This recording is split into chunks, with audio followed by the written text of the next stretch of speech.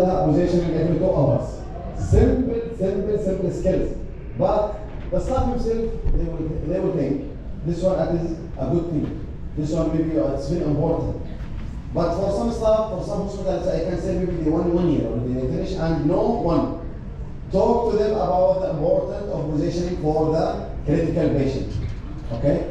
But what the message will just come to you, if you just see this hospital, they give something, their time, their resources to wound care about the simulation. Wallah, it's very, when I just saw it 2 years back, really I was very happy. Some people, they are just thinking, it's really very important for them now. 2 years back, they get Center of Excellence for all the world. This King Khalid Hospital in King Saud University area. About the future trends in the wounds assessment technology, AI expansion, I am sure one day will come. If you will just take one picture, we'll just tell you. Highly oxidate, the wound edge, the wound bed, and it's okay to just be more knowledgeable, but since you have some technology to help you at least, instead of saying 10 patients, you can say 20 patients, I can say, it's very important. This is one of the benefits for the technology. It will just give you a more time to just save it for other patients, you can say. About the wearable sensors, continuing monitoring, this one I mentioned. About the pH, it will just give you a clear picture, that one, about the acidity for the pH in the wound, these sensors.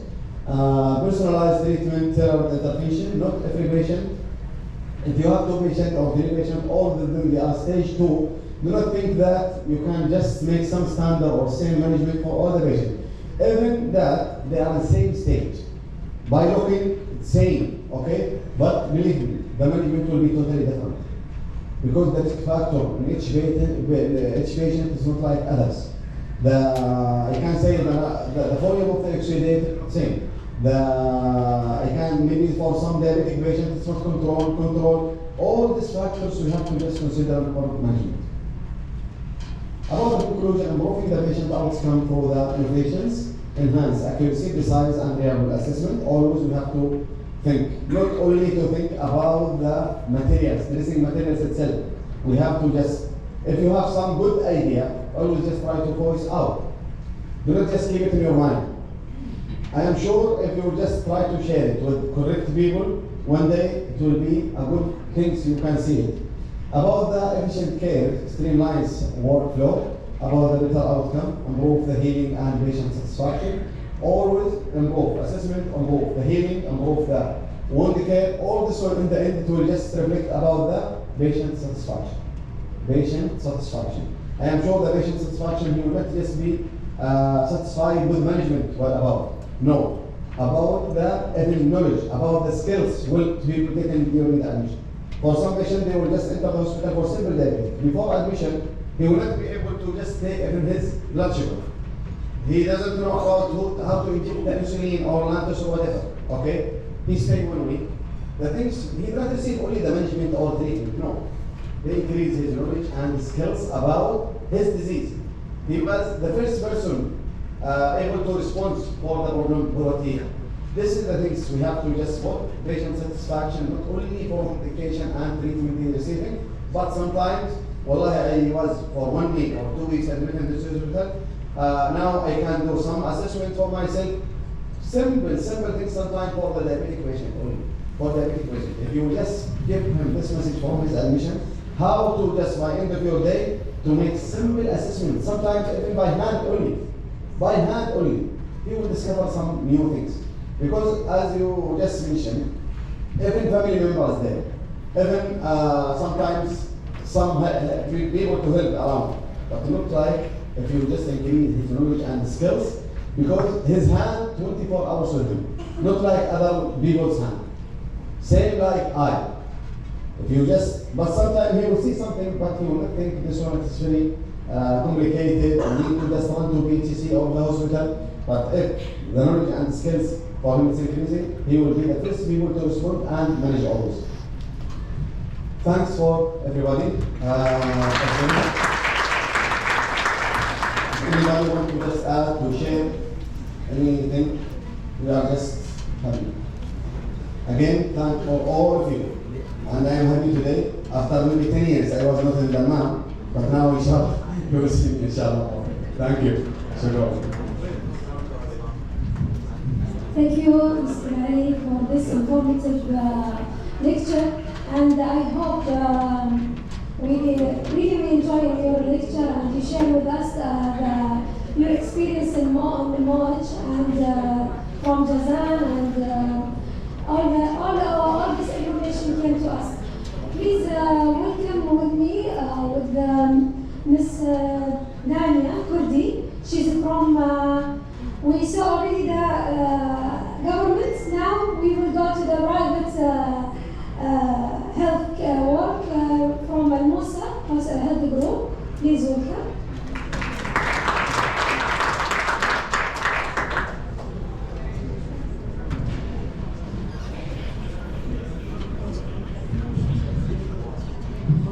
Good morning, everyone. Okay.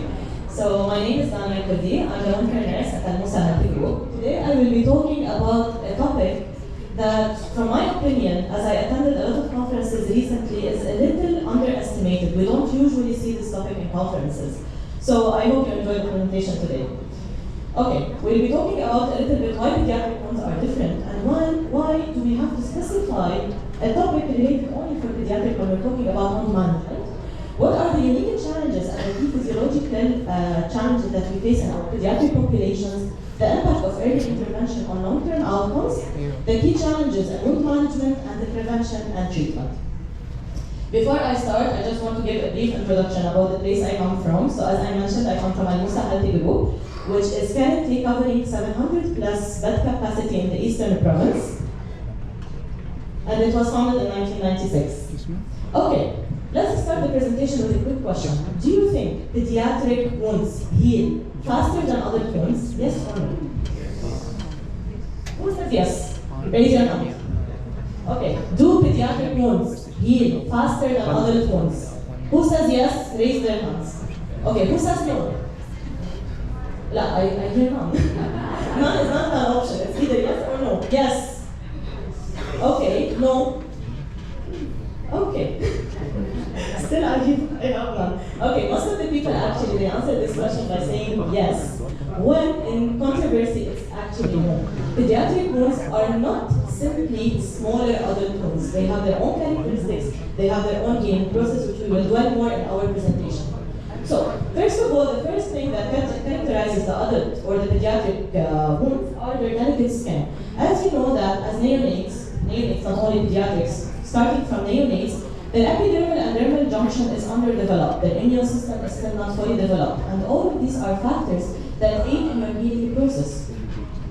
The unique healing response, the higher risk of complications, because as we said that in pediatric populations we have underdeveloped immune system, so still we don't have the proper inflammation process, the proper ability for the pediatric system to fight infections, and it requires a specialized care. So typical adult treatment protocol is not applicable for the pediatrics, and this is what you will conclude by the end of my presentation. Okay. The skin fragility, as we said, the epidermal and the dermal junction is underdeveloped. This makes it more susceptible for what? What are the key issues that you face in pediatrics? What are the common wounds that you face in pediatrics? Other than the surgical wounds, definitely, and the burns, and all of the small wounds. Specifically for pediatrics, what are the most common issues that we commonly face? And they are mild issues, but later on they can get complicated.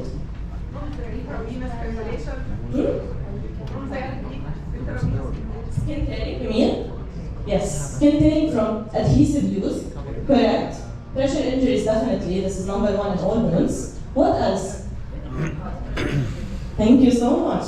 Thank you so much. Specifically in neonatal ICU and pediatric ICU, and we will discuss this also later on. What else?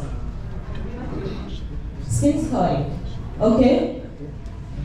The higher infection risk, as we said, they have immature immune system. This makes them susceptible for getting infected wounds even from minimal touches. If we don't do frequent hand hygienes, something that will not affect another patient can affect a neonate. The pain and the emotional distress, and this is the number one conflict that we have when we are dealing with pediatric populations. It's pain, it's emotional distress, it's anxiety, it's fear, and also parental involvement, which you know that we have in pediatric population and a lot. صح? Am I right? Okay. But why is pain number one problem or conflict that we face in pediatrics more than in adults? Definitely pain, we have it in adults. But why is it a conflict in pediatrics specifically?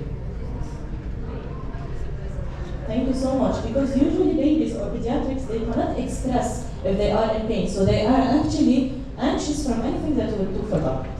And the last one is the healing variability, because you know that when we're talking about pediatrics, we're talking about different developmental stages. You might get a baby who is 2 years old, the treatment will be different than a baby who is 4 years old, it's different than a baby who is 2 weeks old.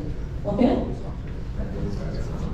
So the impact of early intervention on long-term outcomes. We've discussed why pediatrics are different from adults. Now, why is it very important? Early intervention in adults also is very important. But why is it highlighted more in pediatrics? And you will notice me, I'm always asking why more in pediatrics than more in pediatrics, because I'm trying to customize the presentation more on our pediatrics.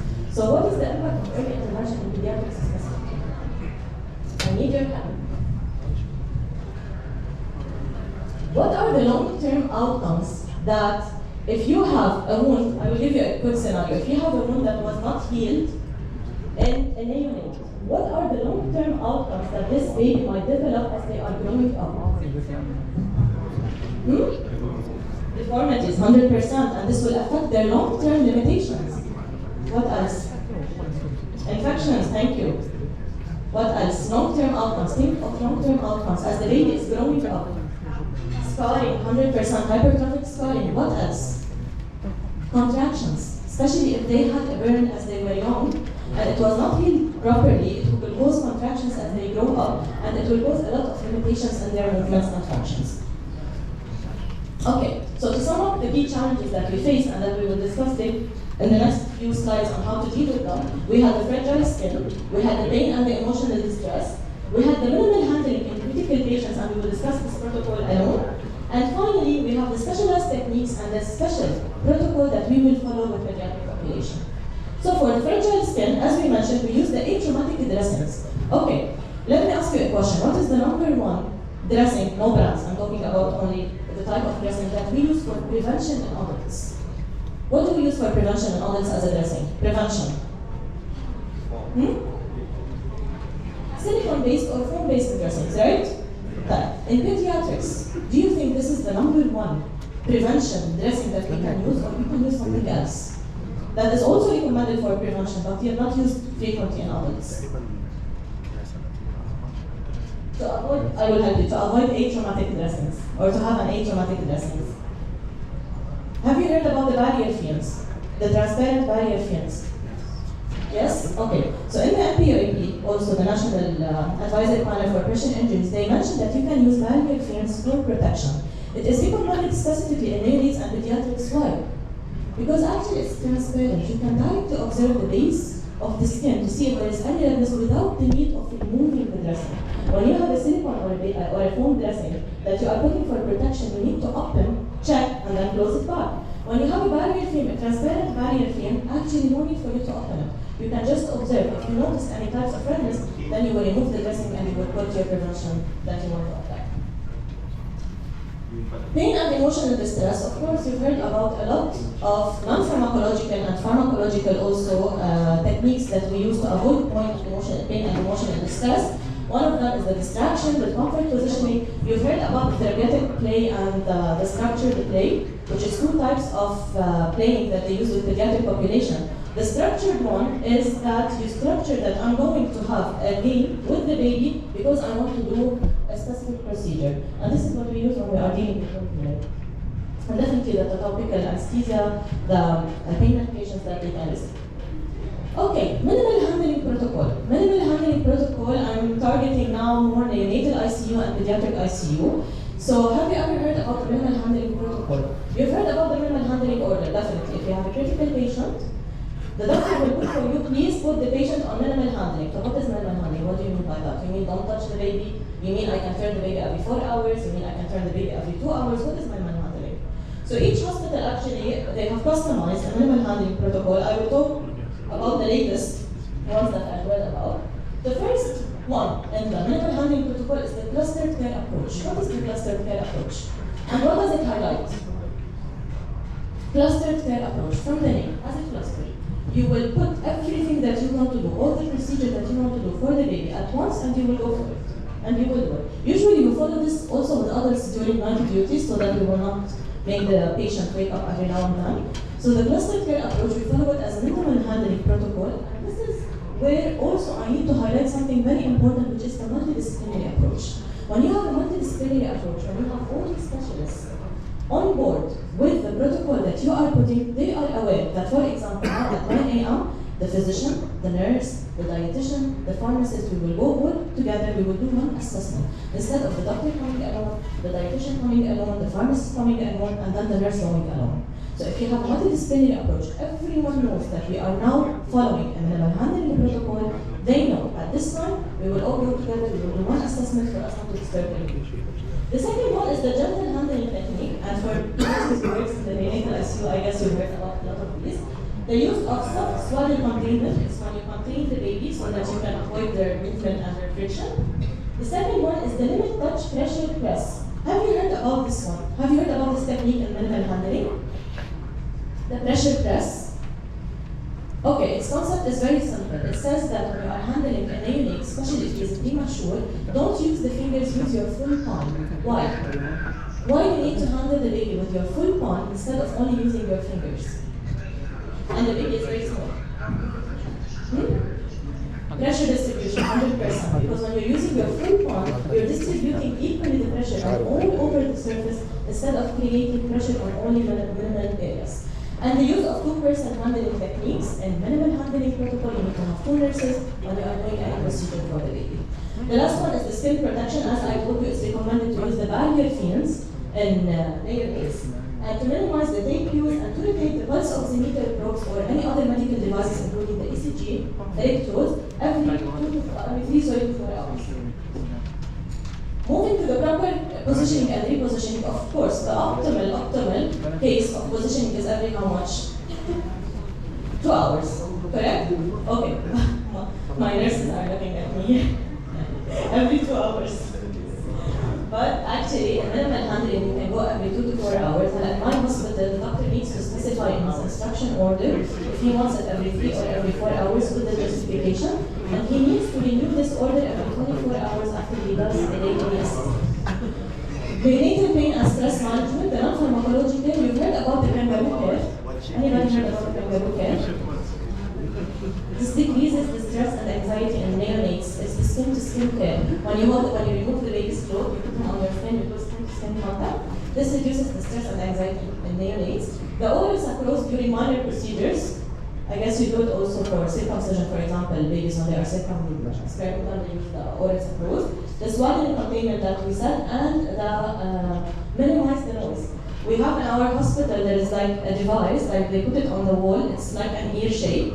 If the voice increase the normal or the voice limit that we want, it will give an alarm that you need to lower your voice. The babies are sleeping. So this is, it actually helps in decreasing the anxiety of the babies. And the frequent skin assessment, this is very important as we are positioning, as we are handling the baby, to do frequent risk assessment and skin assessment, not only skin assessment. Okay, so moving to the second part of the presentation, which is prevention and treatment. For the prevention, we've discussed, I guess, most of the parts, the regular skin assessment, the pressure redistribution. What do we use for pressure redistribution other than the pressure press that I talked about? Pressure redistribution, air matrices. Currently, there is air matrices for neonates. We use foam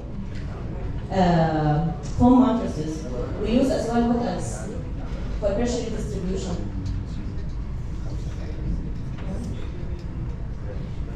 The silicone-based pillows as well, to decrease the pressure on occipital areas. I don't know if you had the opportunity to evaluate these pillows. They are actually pillows that you can mold. Because as you know, previously for pediatric, they used the donut pillow. But the donut pillow currently is definitely not recommended anymore because it was proven that it increases the intracranial pressure. So currently, there are some silicone pillows that you mold them in the shape that you want. So even if the baby is on minimal handling and you cannot reposition the baby, you can insert your hand under their head, mold a hole under the head to relieve the pressure from the occiput. Okay? Moisture management and protective dressings. Management. I started with the management with the negative pressure wound therapy, and you may be surprised why only did you start with the negative pressure, you did not start with the dressing that we can use for pediatrics. Actually, because I found negative pressure wound therapy in pediatrics very interesting. Do you know what is the number one? What is the number one case we use the negative pressure therapy in pediatrics? In adults, it's very well known. If we have highly exudating wounds, which is currently also applicable in pediatrics, if we have any cavity wounds, if we have any deep partial thickness wounds. But what is the number one cause in pediatrics that we use negative pressure therapy for? Anybody knows that?